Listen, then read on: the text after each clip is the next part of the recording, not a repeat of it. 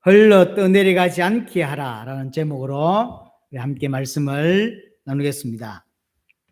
우리 1절에 그러므로라고 표현을 했습니다. 이 말은 우리 1장과 연결이 된다는 이야기죠. 1장은 한마디로 예수님이 누구냐라고 하는 것이었습니다. 그래서 예수님이 누군지 알게 되었기 때문에 흔들릴 필요가 없다는 거죠. 예수님이 누구였냐? 예수님은 한마디로 하나님의 아들이었다는 거였어요. 예수님은 그냥 선지자도 그냥 제사장도 아닙니다. 하나님의 아들이었어요. 그래서 하나님의 아들이신 예수님이 우리에게 하나님을 알게 해주시는, 하나님을 계시해 주시는 분이었다는 거죠. 또한 만유의 상속자요, 세상을 창조한 창조자였고, 또 하나님의 영광의 강체시라고 표현했습니다. 자체도 빛이시지만 하나님의 영광을 반사하는, 그래서 예수 그리스도를 통하여 하나님을 볼 수 있는, 하나님을 알게 해주는 그런 분이었다는 거죠. 또 본체의 형상이시고 만물을 지금도 붙들고 계시고 죄를 정결케 하시고 만물을 다스리시는 왕이라고 1장은 이야기하고 있습니다. 그래서 이 예수님은 하나님의 아들이시기 때문에 천사와 다르다는 거였어요. 너희들이 천사를 의지하고 천사에게 기도하고 어떤 사람들 심지어 천사를 숭배하는 데까지 이르게 되었는데, 예수님은 그 천사와 완전히 다른, 훨씬 뛰어난 우월하신 하나님의 아들이다 라고 하는 게 전반적인 이야기입니다. 뭐에 뛰어나냐면 신분에서 뛰어나다는 거죠. 예수님은 하나님의 아들이고 천사는 신분은꾼이라는 거죠. 신분에서 뛰어나고, 예수님은 가지고 있는 지위에서, 예수님은 경배를 받으시는 분이시지만 천사는 그 예수님을 경배해야 되는 자죠. 그러니까 아예 다른 거죠. 그가 하는 사역에서 다릅니다. 천사는 천지를 창조하거나 하늘을 짓거나 땅을 짓지 않았습니다. 예수님은 천지를 창조하신 창조주였습니다. 예수님은 우리를 구원하신 자입니다. 천사는 그 일을 할 수 없어요. 또한 예수님은 우리의 재림주로 오실 분이죠. 천사는 그럴 수 없습니다. 그래서 사역에 있어서 다르고, 또한 그 사역의 뛰어남이, 영원함이 다릅니다. 그래서 완전히 달라요. 예수님이 누구냐라고 하는 것이 1장의 내용입니다. 자, 그 1장을 가지고 이제 2장 1절부터 4절까지 이야기를 합니다. 우리는 들은 것에 더욱 유념함으로 우리가 흘러 떠내려가지 않도록 함이 마땅하다. 예수님이 누군지 분명히 알았는데 흔들릴 수 없다는 거죠. 흘러 떠내려가지 않도록 해라 라고 이야기합니다. 흘러 떠내려가지 않는다는 이야기는, 배가 항구에 정박해 있는데 이게 묶여 있죠. 그러니까 떠내려가지 않는 거죠. 근데 떠내려간다는 이야기는 묶여 있지 않다는 거죠. 배가 항구에 묶여 있지 않고 떠내려가는 걸 말해요. 배가 낚시하러 갔다가 배를 이렇게 정박지에다 묶어놨는데 아침 일어나니까 배가 없어. 그런 거죠. 제가 한번 TV를 봤는데 홍수가 났는가 봐요. 그러니까요, 차도 떠내려가고요. 거기 미국인지 뭐 어딘지 모르겠는데 2층 집이 둥둥둥 떠내려가더라고요. 그런 거죠. 그러니까 우리 신앙이 그렇게 둥둥둥 떠내려간다는 이야기를 하고 있는 거죠. 정박지에 딱 붙어 있어야 되는데, 하나님께 딱 이렇게 붙어 있어야 되는데 붙어 있지 못하고 떠내려가는 거죠. 데마가 그랬습니다. 데마가 세계복음에 가장 앞장섰던 인물이었습니다. 바울의 오른팔처럼 일했고 그랬던 사람이 데마였습니다. 그런데 어느 날 바울도 떠나고 사역도 떠나고 세상으로 가버린, 그래서 떠내려간 인물이 되었죠. 에베소 교회가 어떤 교회입니까? 정말로 세계복음화를 한번 맛봤던 교회가 에베소 교회라고 볼 수 있습니다. 아시아 전역을 살리는 일에 큰 걸 봤던 교회가 에베소 교회였죠. 그 에베소 교회 성도 중에 후메네오와 알렉산더가 그랬더랬어요. 하나님의 역사를 못 봤던 게 아니에요. 직간접적으로 하나님의 역사를 맛봤다 그랬어요. 그런데 성경은 뭐라고 표현하냐면 파선했다, 믿음에서 파선했다라고 표현하죠. 홀로 떠내려가 버린 거죠. 오늘 이 흘러 떠내려갔다는 이야기를 킹 제임스 버전에서는 믿음에서 미끄러졌다라고 표현하더라고요. 비슷한 이야기죠. 여하튼 배가 흘러 떠내려가듯이, 배가 표류하듯이 우리의 신앙이 표류해 가는 거예요. 단단하게 고정돼 있어야 했는데 어딘가에 딱 묶어져서 이렇게 아무리 물길이 강하더라도 이렇게 묶어져 있었어야 했는데 그렇지 못한 신앙이 많다는 거죠. 그래서 그 물길이 흘러가는 대로, 조류가 흐르는 대로 이리저리 왔다 갔다 휩쓸려 다니는 거죠. 그런 신앙인이 많다고 이야기를 하고 있는 거죠. 한마디로 방황하는 거죠. 교회는 다니고 있을지 모르지만 이리저리 생각이 휩쓸리고 묶여져 있지 못하는, 분명히 유혹의 조류가 있습니다. 유혹의 물결이 있어요. 그러나 그 물길 탓을 할 수는 없는 거 아닙니까? 안 그래요? 물길 탓만 할 수 없는 거 아닙니까? 분명히 우리의 신앙생활을, 하나님 앞에 신앙생활 하는 데 있어서 사단의 활동, 사단의 역사가 분명히 있는 건 사실입니다. 그러나 모든 것을 사단 때문이다라고 말할 수는 없는 거예요. 어떤 데는 분명히 좀 강한 물길도 있어요. 그러나 어떤 것은, 대부분은 이런 잔잔한 물길들이 많습니다. 그러나 그 잔잔한 물길이라 할지라도 묶어져 있지 않으면, 딱 이렇게 고정되어 있지 않으면 잔잔한데 거기 떠내려 가요. 이렇게 출렁출렁 이렇게. 그래서 우리의 신앙이 뭔가에 딱 고정되어 있지 않은 게 문제지, 뭔가에 정박되어 있지 않은 게 문제지, 자꾸 사단 때문에 그랬다 또는 환경 때문에 그랬다라고 핑계대는 건 옳지 않습니다. 우리의 신이 올바르게 묶어져 있어야 되고 단단하게, 그래서 반석 위에 세워지는 것이 맞는 것이죠. 오늘 다시 보세요. 우리가 들은 것에 더욱 유념하고 그랬습니다. 떠내리 가지 않도록 뭐 해야 되냐면 유념해라 그랬어요. 유념하다는 이야기는 무슨 말이냐면 깊이 생각한다는 뜻이에요. 그러나 원어적인 뜻은 조금 더 흩어져 있는 우리의 관심과 우리의 생각을 하나에 집중한다라고 하는 게 유념한다는 거예요. 떠내려가지 않기 위해서 해야 될 첫 번째가 뭐냐면 유념하는 거예요. 자꾸 신앙이 떠내려가요. 교회를 하루 이틀 다닌 것도 아닌데 어느 순간 떠내려가 버리더라는 거예요. 방황하더라는 거죠. 뭔가에 묶어져 있지 않더라는 거죠. 조류가 흐르니까 이리저리 이게 맞는가 저게 맞는가 확신의식이 흔들리다가 떠내려가더라는 거죠. 그렇지 않으려면 뭐가 필요하냐면 유념하는 게 필요한 거예요. 깊이 생각하는 거, 조금 더 정확하게 말하면 흩어져 있는 우리의 생각을 하나에 집중하는 게 필요하다는 거죠. 조금 더 다른 표현으로는 주의를 기울인다는 의미죠. 그래서 마음에 색이 넣는다 이런 의미예요. 유념한다는 이야기는 색이 넣는다라고 하는 의미. 그래야 떠내려가지 않는다는 거죠. 제가 이번 주에 우연하게 본 글 중에 이런 글이 있었어요. 여러분은 잘 모르시겠는데 C.S. 루이스라고 우리 기독교 안에 굉장히 유명한 학자가 있습니다. 신학생들은 좀 한두 번 들어봤던 이름인데요.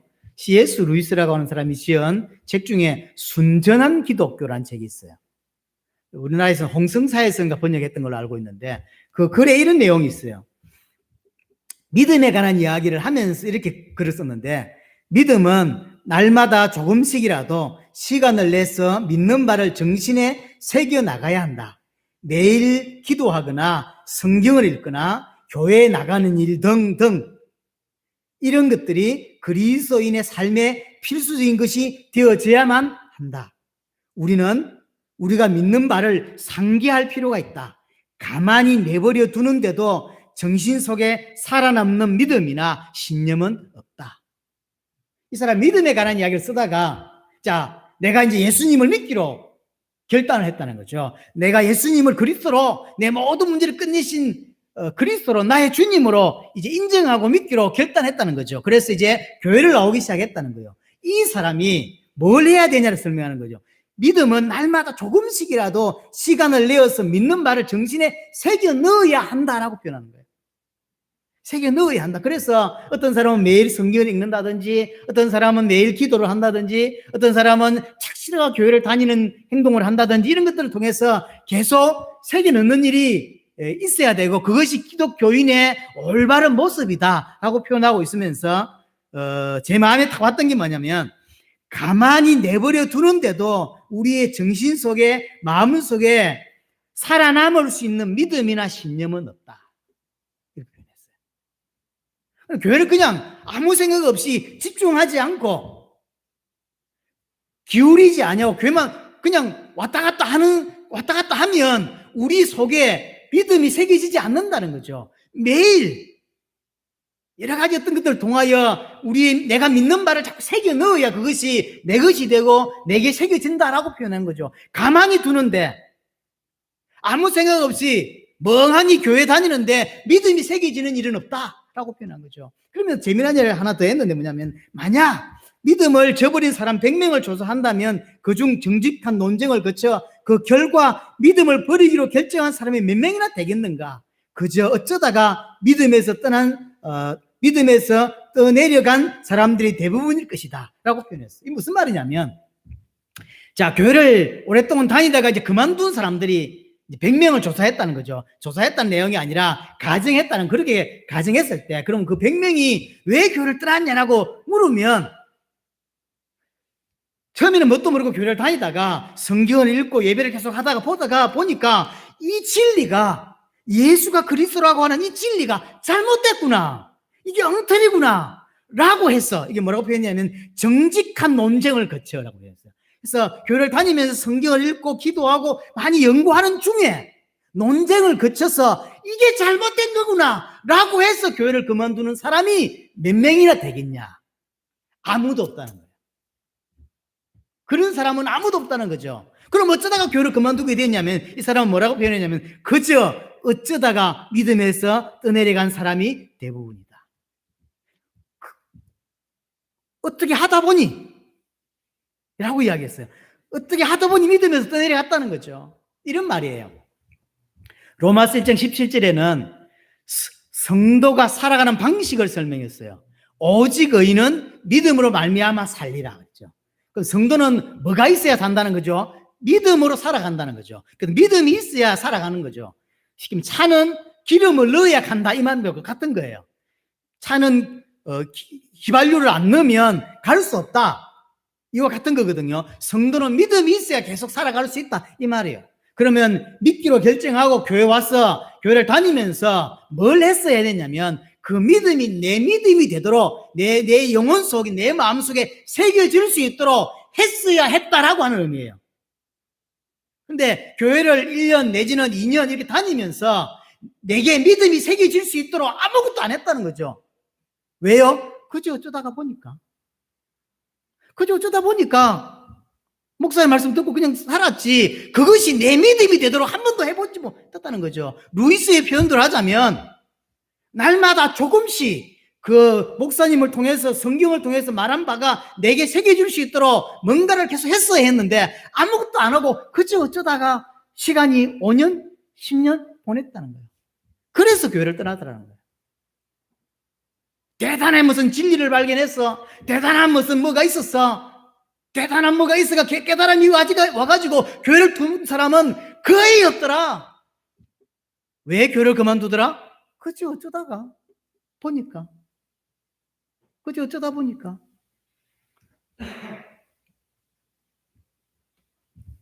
교회를 다니면서 착실하게 내 영혼 속에, 마음 속에 믿음이 새겨질 수 있도록 그렇게 했어야 했는데 그렇게 못했다는 거죠. 왜 못했을까요? 어릴 때는 어려서 잘 몰라서 그냥 다니고, 중학교, 고등학교 때는 대학 시험 공부한다고 정신이 없어서 믿음을 새기지 못했고, 군대 있을 때는 군대 한다고 못했고, 취직할 때는 취직 준비한다고 못했고, 취직하고 나서는 연애한다고 못했고, 연애하고 나서는 결혼한다고 못했고, 신혼 즐긴다고 못했고, 자식 키운다고 못했고, 그 자식이 이제 초등학교 입학하고 대학 가고 한 것 때문에 못했고, 그 자식이 군대 가는 것 때문에 못했고, 그 자식이 결혼해서 애 놓는 것 때문에 애 봐준다고 못했고, 죽을 때까지 못하더라는 이야기예요.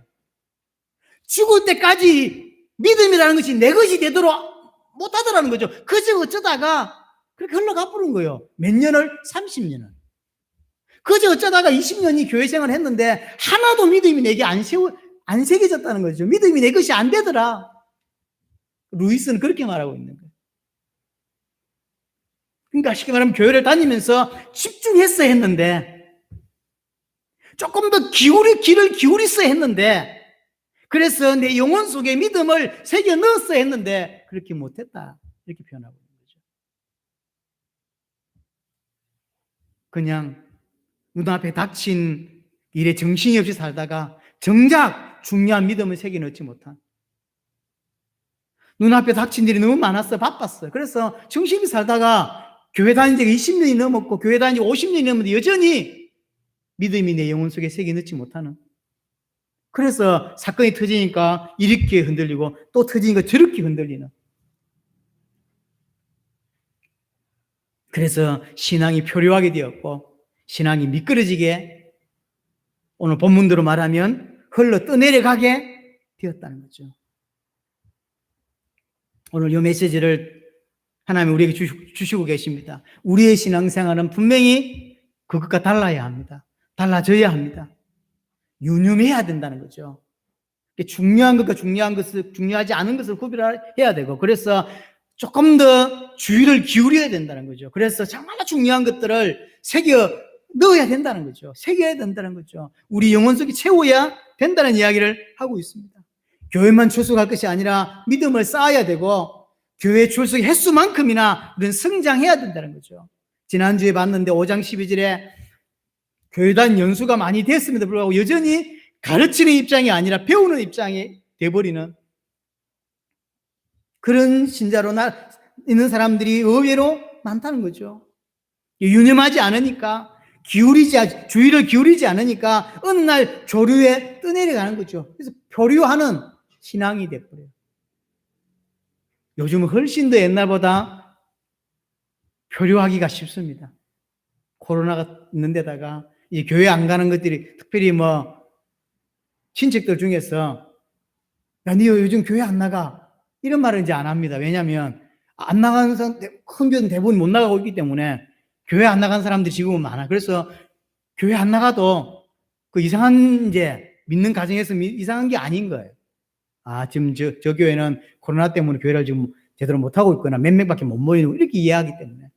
또 여기다가 이제는 유튜브나 이런 걸 통해서 메시지가 많이 올라오기 때문에 정말로 교회에 적을 두고 이 교회를 통해 하나님이 행하시는 역사를 봐야 되겠다, 이런 마음이 많이 없어요. 그러다 보니 이런저런 이유로 인하여 사실은 자꾸 표류하게 되는 거예요. 다리는 이 교회에 좀 붙어 있지만 실제로 표류하는, 흔들리는 그런 사람들이 의외로 많습니다. 언제 주로 표류하냐, 언제 주로 이렇게 어쩌다가 떠나갔냐 봤더니 주로 교회에서 보면요, 중고등학교 때까지는 교회를 잘 다녔는데 대학 가면서 교회를 그만두죠. 그럼 언제 그만두냐고 봤더니 군대 가서 그만두더라고. 제대하고 교회 올 줄 알았는데 제대하고 안 와요. 그렇죠? 그 다음에 언제 그만두냐면, 어때까지 교회 제대하고도 괜찮았는데 취직하고 나더니 이제 교회를 안 오는 거예요. 취직하고 나서. 아, 평상 올 땐 잘 열심히 어떤 날 오더니요, 가장 대덤이 안 와. 이런 거예요.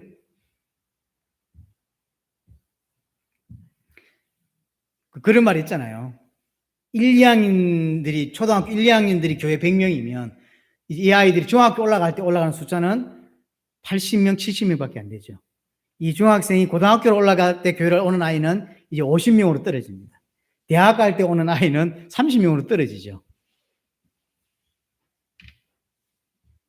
유념하지 않으면, 정말로 새겨 넣지 않으면, 정말로 집중하지 않으면 어느 날 내가 하나님에게서 멀리 떨어져 있는 걸 보게 되죠.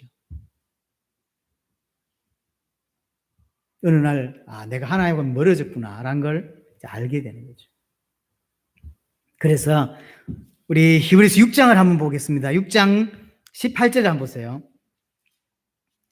6장 18절 19절인데, 이는 하나님이 거짓말을 하실 수 없는 이 두 가지 변하지 못할 사실을 말미암아 앞에 있는 소망을 얻으려고 피난처를 찾은 우리에게 큰 안위를 받게 하려 하심이라 라고 하면서 19절, 우리가 이 소망을 가지고 있는 것은 영혼의 닷 같아서 튼튼하고 견고하여 라고 표현했죠. 우리가 흘러 떠내려가고 있는 거예요. 뭘 해야 되죠? 닷을 내려야 되는 거예요. 앵글을 내려야 되는데 앵글을 못 내리니까 배가 둥둥둥 떠내려가 버리는 거예요. 낚시하러 갔는데 이렇게 앵글을 내려놓고 닷을 내려놓고 이렇게 묶어놨어 했는데 어젯밤에 잡은 고기하고 헤쳐먹고 이렇게 잘 놀다가 아침 일어나보니 배가 없네. 이런 상황. 왜 그럴까? 닷을 못 내려놓는 거예요. 그래서 오늘 이 히브리서 기자는 뭐라냐면 우리 영혼의 닷을 내려야 된다라고 표현하는 거예요. 그래야 흔들리지 않는다. 그래야 떠내려가지 않는다라고 표현하는 거죠. 분명히 조류가 있습니다. 분명히 어떤 여러 가지 물결이라는 게 있어요. 그러나 거기에 흔들리지 않고 떠내려가지 않고 딱 중심을 잡고 있을 수 있다는 거죠. 닷을 내려라. 우리가 잘 아는 본문이지만 골로새서 2장을 한번 가보겠습니다. 골로새서 2장 7절입니다. 6절부터 볼까요? 그러므로 너희가 그리스도 예수를 주로 받았으니 그 안에서 행하고 그 예수님 안에서 행하고 7절에 그 안에 뿌리를 박으며 세움을 받아 교훈을 받은 대로 믿음에 굳게 서서라고 표현했죠. 그러니까 뿌리를 내리라는 거죠. 이 식물들이 뿌리를 내려야 살고 그 다음에 나무들이 깊이 뿌리를 내려야 그 태풍이 부는데도 안 부러지고 안 뽑히고 있듯이 우리의 신앙 또한 그리스도 안에 깊이 뿌리를 내려야 된다라고 표현하고 있는 거죠. 자, 그럼 또 하나 중요한 게 있습니다. 무엇을 유념해야 되냐는 거죠. 흘러 떠내려갑니다. 흘러 떠내려가지 않기 위해서 첫 번째 해야 될 게 뭐냐면 유념해야 되는 거예요. 귀 기울여야 되고 영혼에 새겨 넣어야 돼요. 집중해야 된다는 이야기죠. 그럼 뭐에 집중해야 되냐? 뭘 유념해야 되냐는 거죠. 자, 1절 다시 우리가 들은 것에 더욱 유념하라 그랬죠. 들은 것. 뭘 들었습니까? 복음을 말하는 거죠. 자, 3절에도 마지막 부분에 3절 마지막 부분에 보세요. 이 구원은 처음에 주로 말씀하신 바요. 들은 자들이 우리에게 확증한 바니 라고 표현했죠. 같게 보시면 돼요. 뭘 들었냐면 예수님께서 하신 말씀을 제자들이 들었고 그 제자들이 또 다른 사람이 말씀을 줬죠. 그걸 들었단 말이에요. 그럼 들은 내용이 뭐냐 말이에요. 그게 복음이에요. 복음을 유념해야 되고 복음을 우리 영혼 속에 새겨 넣어야 된다라고 말하는 거예요. 들은 거. 그래서 성도는 그 어떤 것보다도 복음에 집중해야 되고 복음을 깊이 새겨 넣어야 합니다. 교회를 다니면서 새겨 넣어야 될 복음에 대하여 무관심하고 복음에 대해서 복음이 얼마나 엄청난 것인지에 대해 잘 모르니까 흘러 떠내려갈 수밖에 없는 거죠. 우리는 복음에 정말로 집중해야 돼요. 하나님이 인간을 살릴 유일한 답으로 주신 게 복음입니다. 우리 이 복음이, 이 하나님 주신 이 복음이 우리 영혼에 채워지고 뿌리 내려지고 새겨질 수 있도록 우리는 복음에 귀 기울일 필요가 있고 복음에 집중할 필요가 있습니다. 유념해야 된다고 하는 것이죠. 근데 대체로 제가 느끼기도 그렇고 학자들도 마찬가지인데요. 성도들은 참 실은 이런 병이 있어요. 복음 자체보다는 복음 때문에 오는 플러스 알파에 더 관심이 많아요. 그래서 결국 무너지는 일들이 벌어져요. 그러다가 놓치는 거죠. 그래서 치유가 복음이라고 생각하는 까지 와버렸어요. 치유와 복음은 다른 거잖아요. 다른 건데 치유가 복음이라고 생각하고 응답이 복음이라고 생각하는 이상한 시대가 돼버렸어요. 복음이 하나님 주신 복음이 내게 믿음으로 자리 잡아가야 한다는 거죠. 자, 우리 주위에 믿음이 흔들린 자들이 있죠. 또 이렇게 떠내려갔다라고 표현할 수 있는 사람들이 있습니다. 그 사람들의 문제는 결국은 하나입니다. 교회에 거리가 멀어서 또는 우리 교회는 4층이라서 그래서 그럴까요? 아니에요. 결국은 하나님이 주신 복음이 내 영혼 속에 깊이 자리 잡지 못했어. 그래서 흘러 떠내려가는, 그래서 미끄러지게 되는 거죠. 그래서 신앙인의 문제는 결국은 자세히 보면 하나입니다. 내가 믿는다고 생각하는 그 믿음이 깊이 있게 나를 움직이지 못해요. 나를 움직이게 하지 못하는 거예요. 그냥 귀에만 들려있지 실제 내 영혼 속에 자리 잡지 못하는 거죠. 실제 내 믿음이 안 되는 거죠.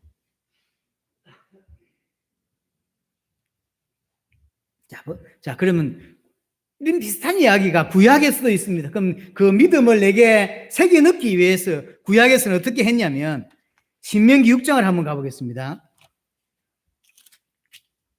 이렇게 하라는 이야기가 아니에요. 구약은 이렇게 했었어요. 하나님의 말씀이었고. 그것도 생각해 봐야 돼요. 신명기 6장 5절입니다. 너는 마음을 다하고 뜻을 다하고 힘을 다하여 내 하나님 여호와를 사랑하라. 이게 일단 첫 번째입니다. 정말로 복음을 내 영혼 속에 새겨 넣고 채우려고 하기 위해서 하나님이 첫 번째 마음을 다하고 뜻을 다하고 힘을 다하여 네 하나님을 사랑하라고 했어요. 우리는 이렇게 하고 있는지. 두 번째, 오늘 내가 네게 명하는 이 말씀을 너는 마음에 새기고, 마음에 새기는데 어떻게 새기냐면 7절, 내 자녀에게 부지런히 가르치며. 여러분, 저와 여러분들은 다 부모입니다. 얼마나 부지런히 가르쳐 봤습니까? 아이를 앉혀놓고 성경을 가르치고 성경을 읽히고 기도하게 하는 걸 해봤냐는 거예요. 이 구약 성경은 이거는 반드시 해야 되는 거였거든요. 왜 이렇게 했을까요? 유념하게 하기 위한 거죠. 유념토록. 그래서 흘러 떠내려 가지 않게 하기 위하여. 그렇죠. 정말로 복음의 귀를 기울이게 할 수 있게 하여, 주의를 기울일 수 있도록 하기 위하여 부지런히 가르치고 집에 앉았을 때든지 길에 갈 때든지, 집에 앉았을 때, 길에 갈 때, 누웠을 때, 일어날 때 이 말씀을 강론할 것이. 이 말은 무슨 말입니까? 계속 삶이 돼야 된다는 거죠. 삶이. 돌아봐야 돼요. 우리의 자녀들을 우리가 그렇게 기도하면서 키웠고 매 시간 나름대로 시간을 쪼개서 아이에게 성경을 가르치고 묵상하게 하고 그렇게 했는지, 이게 구약이 되는 그 믿음이라고 하는 그 복음이라고 하는 것들을 새겨 넣기 위해서 이렇게 했다니까요. 일단 첫 번째 어떤 행동을 취하는 게 중요한 게 아니라 마음을 다하고 뜻을 다하고 힘을 다하여 하나님을 사랑하게 하고, 그 다음에 새겨 넣기 위해서 부지런히 가르치고, 부지런히라고 표현했어요. 부지런히.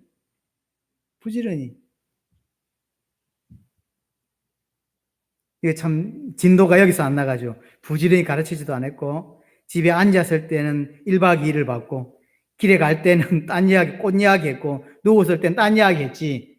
우리 아이들에게 이렇게 해본 적이 별로 없는 것 같아요. 우리 준서, 은서가 자랄 때 초등학교 2학년, 1학년, 준서가 4학년 이 정도 될 때까지 제가 집에서 한두 번 성경을 가르치고 창세기 1장부터 이렇게 가르친 적이, 성경을 같이 읽은 적이 있는 것 같아요. 근데 얘들이 중학교 가부터는 머리가 커지니까 제 스스로 가르치기가 힘들었어요. 요즘 많이 후회하는 부분도 그 부분이고, 제가 제일 안타까워하는 부분도 그 부분이에요. 제가 생각하는 만큼 아이들이 믿음으로 따라오지 못하는 것들이 보여요. 가장 눈물 나는 이야기죠. 27절 보세요.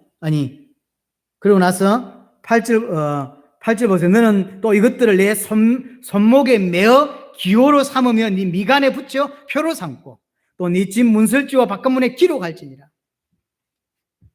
완전 삶는 거죠. 손목에 기호로 삼으래. 손목에다가 말씀을 새겨놓고 매 주일마다 그 강단에 어떤 말씀을 손목에 새겨놓고 그걸 기호로 삼고 미간에 붙이고 표로 삼고 문설주 바깥 문에 기록하고, 이게 나갔다 들어갔다 일어서고 앉고 누웠을 때 다 보도록. 그래서 계속 자기에게 들어갈 수 있도록, 아이에게 들어갈 수 있도록. 근데 이것이 본인이 그렇게 복음에 대하여 좋고 복음이 이렇게 감동스럽지 못하면 이게 가능할까요? 내가 복음을 잘 모르겠어. 그래, 복음이 별로 관심이 없어. 그런데 앉아보고, 야, 이리 와봐. 복음이 최고야. 이리 와봐. 이 가능할까요? 하나님께 신은 맨날 기도 안 하면서, 와봐봐. 기도 좀 하자. 일평생 성경 안 읽으면서 성경 읽으라 그랬어. 이리 와봐. 같이 성경 읽어보자. 그게 되겠냐고요? 안 되는 거예요. 그래서 이번 주 제가 우연찮게 읽은 그 루이스의 말이 참 이번 주에 뇌에 돌았어요. 원래 저는 1절부터 히브리서 2장 전체를 다 할까, 수요일까지는 그 생각을 했더랬어요. 계속 읽으면서 수요일까지는 마지막 절까지 18절까지를 메시지를 하려고 했다가 1절부터 4절까지 내용만 해도 너무 이게 참 큰 문제겠구나 이런 생각이 자꾸 들어서 이제 구약 성경에 하나님께서 이렇게 말씀하신 거예요. 우리 영혼 속에 믿음을 심어 넣으려면 이렇게 해야 된다는 거예요. 이렇게 루이스가 말한 대로 가만히 두는데 우리 영혼 속에 우리 마음 속에 믿음이 새겨지는 일은 없다 라고 말해요. 교회 왔을 때도 집중하고 주의를 기울이고 목사의 메시지에 더 기울였을 때 그게 가능할 수 있는 거예요. 그렇게 하지 않는데 교회를 그냥 왔다 갔다 하는데 믿음이 생기지는 않는 거죠.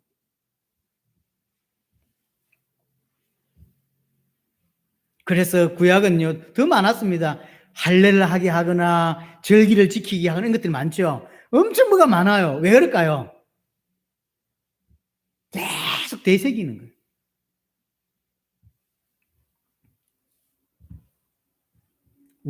우리는 들은 것에 더욱 유념함으로 하고 그랬습니다.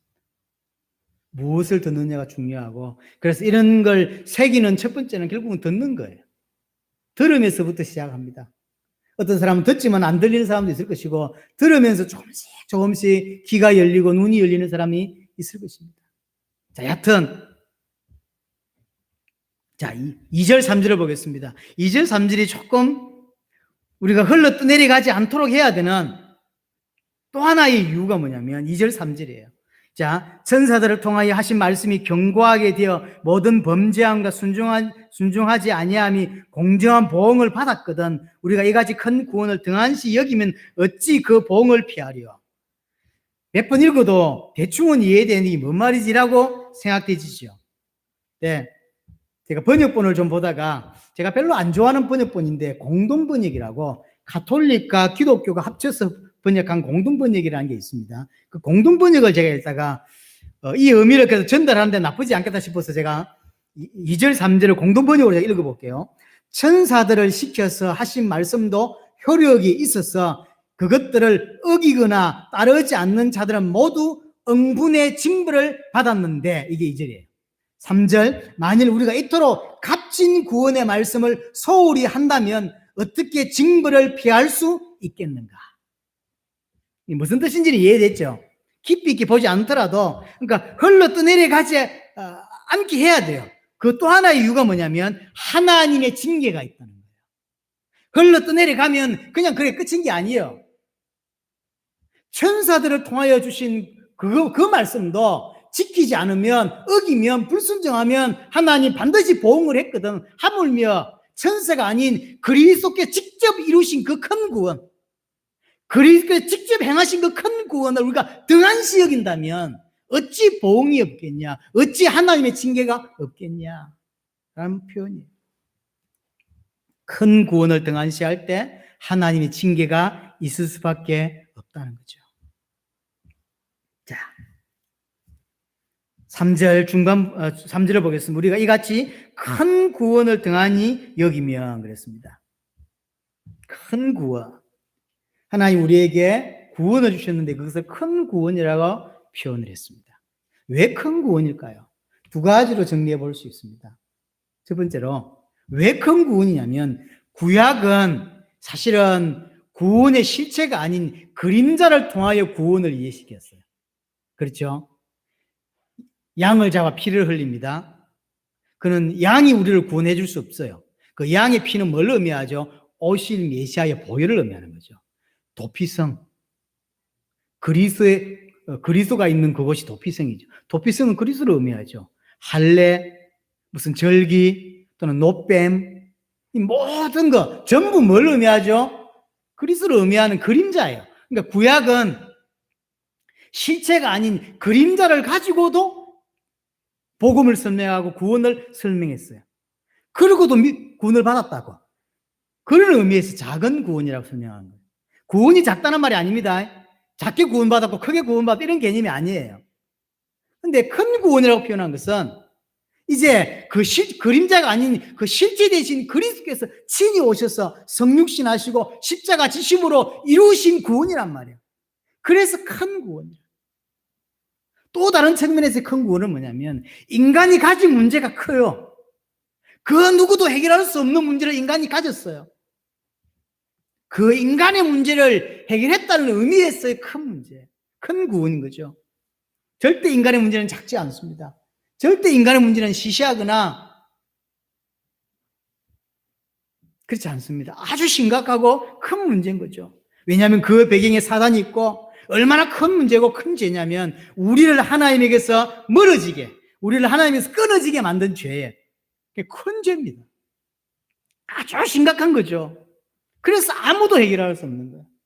이 아무도 해결할 수 없는 이 문제를 단번에 영원히 온전케 해결하셨단 말이에요. 그래서 큰 구원인 거죠. 이 사실을 믿음으로 우리는 구원받았고 이 사실을 믿음으로 하나님의 자녀가 되었습니다. 이게 작은 일인가요? 우리가 구원을 받았다. 내가 하나님의 백성이 되었다. 내가 하나님의 자녀가 됐다고 하는 게 작은 일인가요? 큰 일이에요. 이게 엄청난 큰 일이에요. 이 구원 하나를 설명하기 위해서 구약에 잡은 양이 몇 마리일까요? 이 구원을 설명하기 위해서 흘린 피가 도대체 얼마나 될까요? 우리에게 복음이 전거되기까지 목숨을 걸었던 순교자가, 목숨을 걸었던 선지자가 도대체 몇 명이나 됐을까요? 재작년 통계에만 예수 믿는다는 이유로 순교한 사람이 300명이 넘는다고 하더라고요. 1년에 300명이 넘는 사람들이 예수 믿는 것 때문에 순교하고 있다고 이야기를 하더라고요. 내가 구원받았다는 이야기는 엄청 큰 이야기예요. 내가 하나님의 자녀가 됐다는 이야기는 엄청 큰 이야기라는 거죠. 근데 우리의 눈이 고장이 나 있어요.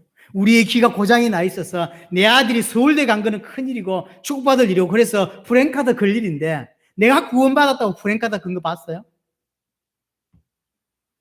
박현식 구원받다. 프랭카드를 쫙 초지동 1동 그런 거 봤어요? 아무도 구원을 크게 안 보는 거예요. 하나님이 인간이 되고 그 인간이 신이 인간의 모든 걸 체험하고 그래서 십자가에서 죽으심으로 말미암아 이루신 구원인데 아무도 구원을 안 보는 거죠. 사법 원수원 이번에 해보세요. 내 걸겠죠. 근데 이 아이가 내가 운영하는 학원에서 다녔던 아이야. 그러면 학원에서 끊어겠죠. 사법 원수원 몇 기 합격 누구 배출 얼마나 우리의 눈이 엉망인지, 얼마나 우리의 눈이 고장났는지를 보여주는 거예요.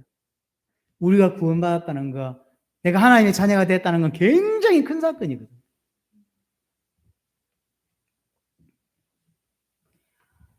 큰 것을 크게 볼 줄 아는 게 믿음이에요. 아, 복음이 큰 거구나 라고 보여지는 게 믿음이에요. 구원이 큰 거구나 라고 보여지는 게 믿음이라니까요. 그 큰 구원을 등한시하는 죄를 범하지 말아야 합니다. 그 큰 구원이 어떻게 내게 주어졌습니까? 3절 이 구원은 처음에 주로 하신 말씀이요 예수님께서 행하시고 주신 말씀을 통하여 이제 그 말씀을 들은 제자들과 사도들을 통하여 세 번째로 그것이 우리에게 확정되었다라고 표현했어요. 내게 구원이 이렇게 온 거예요. 이것 때문에 사실 히브리서는 바울이 쓰지 않았다라고 표현하는 거예요. 세 가지 단계로 써놨죠. 첫 번째 예수님께서 말씀하셨고 두 번째 예수님께 직접 말씀을 들은 사람 사도, 제자 두 종류가 있겠죠. 오늘 본문 3절 마지막은 그 들은 자들이 우리에게 확정했단 말은 우리에게 이 지금 편지를 쓰고 있는 사람들은 세 번째 단계의 사람이에요. 그러니까 사도 바울이 아니라고 생각하는 거죠. 알 수는 없습니다. 이렇게 이제 3자 입장에서 글을 썼다면 할 말은 없는 거죠. 여하튼 우리도 마찬가지죠. 예수님께서 말씀하셨고 제자들이 전달한 그 내용이 계속 내려와서 지금 우리에게까지 오게 된 거죠. 동일합니다. 그래서 우리는 우리의 신앙은 내가 지금 어떤 생각을 가지고 있냐, 내가 이렇게 생각해라는 건 중요하지 않아요. 우리의 신앙은 뭐 해야 되냐면 주님이 말씀하시고 사도가 말했던 그 신앙 바탕 위에 내가 서 있어야 되는 거예요. 그렇죠? 그 위에. 그래서 나는 이렇게 믿을래. 이는 잘못된 거예요. 내가 이렇게 믿겠다는 건 중요한 게 아니에요.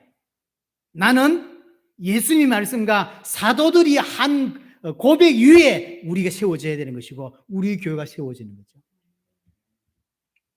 그럼 이때 하나님도 가만 계시지 아니하고 4절에 하나님도 표적들과 기사들과 여러 가지 능력과 자기들의 뜻을 따라 성령이 나누어 주신 것들로서 뭐죠? 은사겠죠. 이 네 가지로 계속 증언하셨다는 거죠. 이게 복음이 예수님께로 출발되어져서 그 제자들에게 내려갈 때 그래서 구원의 역사가 일어나는데 그 구원의 역사가 맞다고 하는 것이 그 구원이 맞다고 하는 증거로 하나님도 함께 역사하셨다라고 하는 거예요. 하나님도 함께 확증해 주셨다라고 하는 거죠. 뭐로 확증해 주시냐면 표적으로, 어떤 것은 기사로, 어떤 것은 능력으로, 어떤 것은 은사로. 그렇게 했다는 거죠. 자, 그렇다면 우리는 흔들릴 것이 아니라 확신해야죠. 내가 받은 구원이 내가 성경을 연구해가지고 이게 맞는 거야. 그래서 내가 믿는 게 아니잖아요. 내 믿음은 어디에서 출발된 거냐면 예수님께부터 출발되어서 사도들의 신앙 바탕 위에 서 있는 거예요. 그러면 예수님이 말씀하신 그 모든 메시지의 핵심이 뭐며 사도들의 메시지의 핵심이 뭡니까? 성경이 말하고자 하는 그 핵심이 뭡니까? 예수가 그리스도라는 거예요. 그렇겠죠? 그럼 그 예수가 그리스도라고 하는 그 복음, 그 믿음 위에 내가 서 있는 게 올바른 믿음이라고 하는 거죠. 근데 그것이 맞다고 하는 증거로 하나님도 역사하셨다는 거죠. 이것이 맞다면, 내 믿음이 그렇게 온 것이 맞다면, 내 믿음이 사도들의 믿음과 같고 내 믿음이 예수님이 가르친 믿음과 같다면 나는 흔들릴 이유가 없는 거죠. 나는 확신해야 되는 거죠. 확신해야 되는 거예요. 여러분이 흔들리지 말고 확신으로 나아가기를 바랍니다. 우리의 구원은 이렇게 온 거예요. 자, 정리하겠습니다. 히브리서 전체에서 하고 싶은 이야기는 뭐냐면 자꾸 사람들이 믿음에서 흔들리고 방황하고 오늘 표현대로 하자면 흘러 떠내려가게 되는 거죠. 흘러 떠내려가지 않게 하기 위해서 쓴 것이 히브리서입니다. 왜 흘러 떠내려가게 되었을까요? 예수님을 잘 모르니까. 예수가 누군지 잘 모르니까.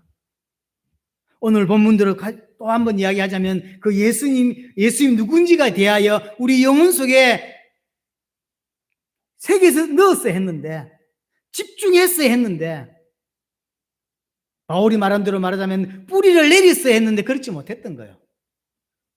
왜요? 그냥 어쩌다 보니까, 바쁘게 살다 보니까, 눈앞에 있는 거 헤쳐나가다 보니 그렇게 됐다는 거예요. 우리는 이제 이 교회 생활을 빨리 바꿔야 합니다. 그래서 깊이 있게 뿌리 내리고 흔들리지 않고 흘러 떠내려가는 정도가 아니라 확신 속에서 우리에게 주어진 세계복음을 감당하는 개인과 교회가 되어야 된다는 거죠. 이 은혜가 여러분에게 반드시 꼭 있게 되기를 바랍니다.